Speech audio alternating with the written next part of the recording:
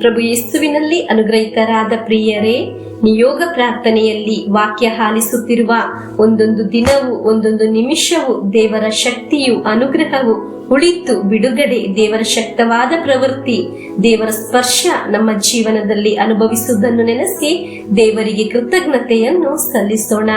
ಇದರಲ್ಲಿ ತಪ್ಪದೆ ಭಾಗವಹಿಸುವ ಲಕ್ಷಗಟ್ಟಲೆ ಕುಟುಂಬಗಳು, ವ್ಯಕ್ತಿಗಳಿದ್ದಾರೆ.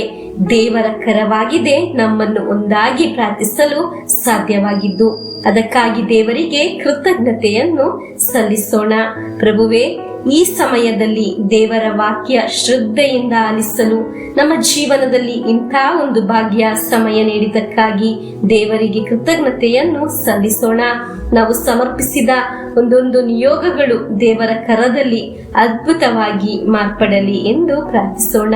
ಕರ್ತರೇ, ನಿಮ್ಮ ವಾಕ್ಯದಿಂದ ನಮ್ಮೊಂದಿಗೆ ಮಾತನಾಡಿರಿ. ನಾವು ಬರೆದು ಇಟ್ಟ ಒಂದೊಂದು ನಿಯೋಗವನ್ನು ಸ್ಪರ್ಶಿಸಿರಿ. ಬಹಳ ಸಂತೋಷದಿಂದ ದೇವರ ವಾಕ್ಯವನ್ನು ಆಲಿಸೋಣ.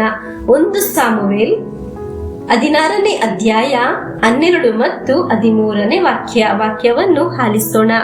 ಅವನು ಕೆಂಬಣ್ಣದವನು, ಸುಂದರ ನೇತ್ರನು ಹಾಗೂ ನೋಟಕ್ಕೆ ರಮಣೀಯನು. ಸರ್ವೇಶ್ವರ ಸಾಮುವೇಲನಿಗೆ ಎದ್ದು ಇವನನ್ನು ಅಭಿಷೇಕಿಸು, ನಾನು ಆರಿಸಿಕೊಂಡವನು ಇವನೇ ಎಂದು ಆಜ್ಞಾಪಿಸಿದರು. ಸಾಮುವೇಲನು ಎಣ್ಣೆಯ ಕೊಂಬನ್ನು ತೆಗೆದುಕೊಂಡು ಅವನನ್ನು ಅವನ ಸಹೋದರನ ಮಧ್ಯದಲ್ಲಿ ಅಭಿಷೇಕಿಸಿದನು. ಕೂಡಲೇ ಸರ್ವೇಶ್ವರನ ಆತ್ಮವು ದಾವಿದನ ಮೇಲೆ ಬಂದು ನೆಲೆಗೊಂಡಿತು. ಅನಂತರ ಸಾಮುವೇಲನು ರಾಮಕ್ಕೆ ಹೊರಟು ಹೋದನು. ಪ್ರಿಯರೇ, ದೇವರ ವಾಕ್ಯ ಆಲಿಸುವ ನೀವು, ನಿಮ್ಮ ಕುಟುಂಬವು ಪ್ರಾಮಾಣಿಕತೆಯಿಂದ ಈ ವಾಕ್ಯವನ್ನು ಆಲಿಸುವುದಾದರೆ, ಈ ವಾಕ್ಯದ ಶಕ್ತಿ, ದೇವರ ಆತ್ಮ, ಈ ವಾಕ್ಯದಲ್ಲಿ ದೇವರು ಇಟ್ಟಿರುವ ಅನುಗ್ರಹಗಳು, ಕೃಪೆಗಳು ಶಕ್ತವಾಗಿ ನಮ್ಮಲ್ಲಿ ಆವರಿಸಲು ಪ್ರಾರಂಭವಾಗುತ್ತದೆ. ಹಲ್ಲೆಲೂಯ. ದೇವರ ಆತ್ಮ ಶಕ್ತವಾಗಿ ದಾವಿದನಲ್ಲಿ ಆವರಿಸಿದ್ದಾಗ ಏನಾಯಿತು ಎಂದು ದೇವರ ವಾಕ್ಯದಲ್ಲಿ ಕಾಣಬಹುದು. 1 ಸಾಮುವೇಲ್ 16ನೇ ಅಧ್ಯಾಯ 22 ಮತ್ತು 23ನೇ ವಾಕ್ಯವನ್ನು ಆಲಿಸೋಣ. ತರುವಾಯ ಸೌಲನು ಜೆಸ್ಸೆಯನ ಬಳಿಗೆ ದೂತರನ್ನು ಅಟ್ಟಿ ಅವನಿಗೆ, ನಾನು ದಾವಿದನನ್ನು ಮೆಚ್ಚಿದ್ದೇನೆ, ಅವನು ನನ್ನ ಸನ್ನಿಧಿಯಲ್ಲೇ ಸೇವೆ ಮಾಡಲಿ ಎಂದು ತಿಳಿಸಿದನು.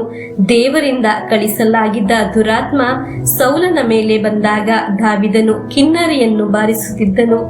ಆಗ ಆ ದುರಾತ್ಮ ಸೌಲನನ್ನು ಬಿಟ್ಟು ಹೋಗುತ್ತಿತ್ತು.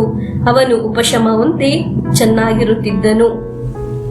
ಪ್ರಿಯರೇ, ದಾವಿದನಿಗೆ ಅಭಿಷೇಕ ಸಿಕ್ಕಿದ ದಿನದಿಂದ ದಾವಿದನಿಗೆ ಸ್ಥಾನ ಲಭಿಸಿದ್ದು ಅರಮನೆಯಲ್ಲಿ, ರಾಜನ ಹತ್ತಿರ. ದಾವಿದನು ಆ ರಾಜನ ಹತ್ತಿರ ಅರಮನೆಯ ಒಳಗೆ ಒಂದು ಅನುಗ್ರಹವಾಗಿ ಮಾರ್ಪಟ್ಟನು. ಅದ್ಭುತಗಳು ಸಂಭವಿಸಿದವು. ಪ್ರಿಯರೇ, ಹೀಗೆ ದೇವರ ವಾಕ್ಯವನ್ನು ಪ್ರಾಮಾಣಿಕವಾಗಿ ಆಲಿಸುವ ನಮ್ಮನ್ನು ದೇವರು ಅಭಿಷೇಕಿಸುತ್ತಾರೆ. ಪ್ರಾಮಾಣಿಕವಾಗಿ ಆಲಿಸುವವರನ್ನು ಸ್ವೀಕರಿಸುವವರು ಯಾರೇ ಆಗಲಿ, ಆಗ ನಿಮಗೆ ಲಭಿಸುವ ಅನುಗ್ರಹಗಳು ಇದೆ. ದೇವರು ಕೈ ಹಿಡಿದು ನಡೆಸುವ ಅನುಗ್ರಹವಿದೆ. ಅದು ನಿಮ್ಮನ್ನು ಹಿಂದೆ ತಳ್ಳಿ ಬಿಡುವುದಿಲ್ಲ, ಉನ್ನತಕ್ಕೆ ಉನ್ನತಕ್ಕೆ ಉನ್ನತಕ್ಕೆ ಸಾಗಿಸುತ್ತದೆ. ಪ್ರಾರ್ಥಿಸುವ, ವಾಕ್ಯ ಆಲಿಸುವ ನೀವು ಅನೇಕರಿಗೆ ಅನುಗ್ರಹಗಳಾಗಿ ಮಾರ್ಪಡುತ್ತೀರಾ. ನಿಮ್ಮ ಒಳಗೆ ಇರುವ ನಿರಾಸೆಯನ್ನು ತೆಗೆದು ಮನಸ್ಸಿನಲ್ಲಿ ನಿರೀಕ್ಷೆಯಿಂದ ನಡೆಸುತ್ತಾರೆ. ದೇವರು ನಿಮ್ಮನ್ನು ಉನ್ನತಕ್ಕೆ ಏರಿಸುತ್ತಾರೆ. ದೇವರೇ ನಿಮ್ಮನ್ನು ಸಲಗುತ್ತಾರೆ. ಒಬ್ಬೊಬ್ಬರಿಗೆ ಮಾತ್ರವಲ್ಲ, ಒಂದೊಂದು ತಲೆಮಾರಿಗೆ ಅನುಗ್ರಹ ಬರುವ ಶಕ್ತವಾದ ದೇವರ ವಾಕ್ಯವಾಗಿದೆ ನಾವು ಆಲಿಸುತ್ತಿರುವುದು. ನಮಗೆ ನಿಯೋಗ ಪ್ರಾರ್ಥನೆ ಈ ವಾಕ್ಯದೊಂದಿಗೆ ಇಟ್ಟು 33 ಬಾರಿ ಹೇಳಿ ವಿಶ್ವಾಸದಿಂದ ಪ್ರಾರ್ಥಿಸೋಣ. Hallelujah, amen. ಈ ವಾಕ್ಯ ನಿಮಗೆ ಉನ್ನತಕ್ಕೆ ಏರಲು ಸಾಧ್ಯವಾಗಲಿ. ನಿಮ್ಮ ಪ್ರಿಯರಿಗೆ ಈ ವಾಕ್ಯವನ್ನು ಕಳಿಸಿಕೊಡಿ. ವಾಕ್ಯವನ್ನು ಆಲಿಸಲು ಹೇಳಿ, ಅವರು ಸಹ ಉನ್ನತಕ್ಕೆ ಏರಲಿ. ಆಮೆನ್. ನಮ್ಮ ಪ್ರಭು ಯೇಸುಕ್ರಿಸ್ತರ ವರಪ್ರಸಾದವು, ದೇವರ ಪ್ರೀತಿಯು, ಪವಿತ್ರಾತ್ಮರ ಅನ್ಯೋನ್ಯತೆಯು ನಮ್ಮೊಡನೆ ಇರಲಿ.